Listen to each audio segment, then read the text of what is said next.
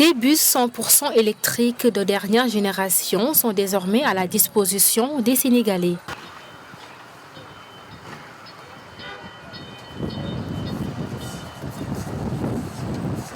Ils vont rallier la capitale Dakar à sa banlieue Guédiawaye plus précisément.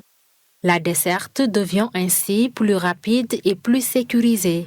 C'est une bonne chose, c'est bien et ça apporte un renouveau au pays. Donc voilà quoi.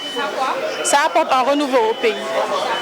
À bord des bus, des agents de flot pour veiller au confort et à la sécurité des passagers, ce qui constitue une autre innovation.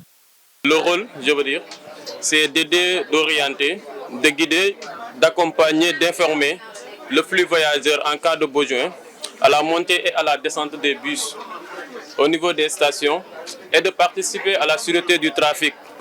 La délégation ministérielle a d'ailleurs fait le voyage inaugural de la caisse en passant par les portiques de validation jusqu'à bord du BRT. Le ministre sénégalais des Transports s'est assuré de la bonne marche des différents services. Nous sommes dotés d'un mode de transport moderne, écolo, c'est important, et il y a la qualité de service aussi. Il y a des jeunes qui y travaillent et nous avons aussi agréablement surpris de noter qu'au-delà de l'objectif de 35%, en tout cas de recrutement féminin, ils sont allés à 40%, avec surtout des femmes responsables. Pratiquement tous les chefs d'équipe que j'ai vus, ce sont des femmes et ça c'est important. Et nous espérons que ça va aller même jusqu'à 60-40, inverser la courbe, parce que tout simplement, en tout cas, aujourd'hui, ils sont en train de travailler sur le recrutement aussi des conductrices. Le bus BRT est un joyau qui a coûté 300 milliards de francs CFA à l'État du Sénégal. Il est prévu pour acheminer jusqu'à 300 000 voyageurs par jour.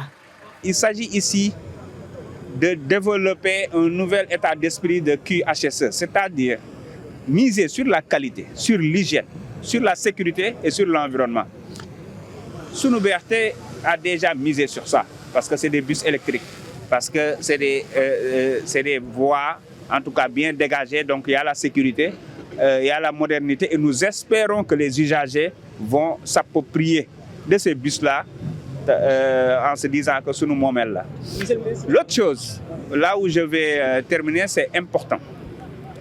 C'est bon de développer ces projets, mais comme nous l'avions toujours dit, et dans notre projet pour un Sénégal juste, souverain et prospère, il faut développer les territoires.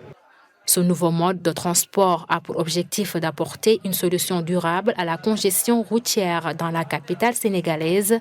Les autorités ont ainsi annoncé la mise en service prochaine de plus de 1000 bus à gaz avec 14 lignes pour mieux assurer la décongestion de Dakar.